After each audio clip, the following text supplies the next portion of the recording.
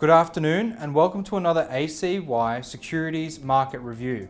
I am Alistair Schultz and I'll be your host through today's trading journey. The past 24 hours have seen relatively flat markets across the board. Most major currency pairs have been sitting in between a range of 15 to 40 pip for the last trading day, and unfortunately today's price action has not been much better. The overnight news was towards US CPI. It resulted in little to no change. They had a forecast placed in there and it just resulted in the exact same thing that they were expecting to happen, and therefore we didn't see much price action around that.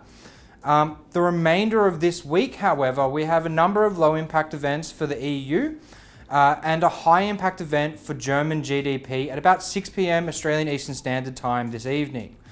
The previous was 0.1% and the forecast is also 0.1%. German GDP forecasts are usually pretty accurate, so I'm not expecting to see a great deal of movement at about 6 p.m. It also doesn't help that it's going in towards the very end of our trading sessions this week. Now, the other one that we do have is at 12:30 p.m. Australian Eastern Standard Time, and that is US core retail sales and the retail sales as a whole. So the previous was 0.7%. We're forecasting to see 0.3% today, but with a slower pace of increase that we've seen over the previous result, we're expecting to see something maybe a little bit better, only because of the easing trade negotiations that we've seen between China and the US, which has kind of perked up consumer sentiment and their confidence ratings and a few other little bits and pieces along the way for it with the data that have come in.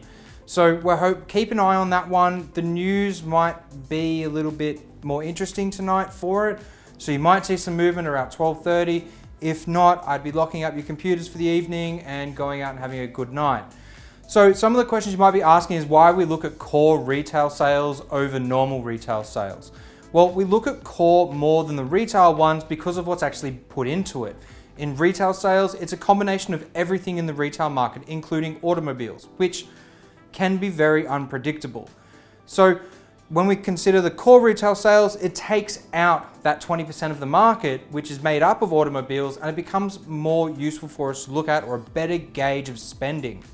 So keep an eye out for the stuff tonight around the core retail sales, and hopefully you have a good trading session if you do.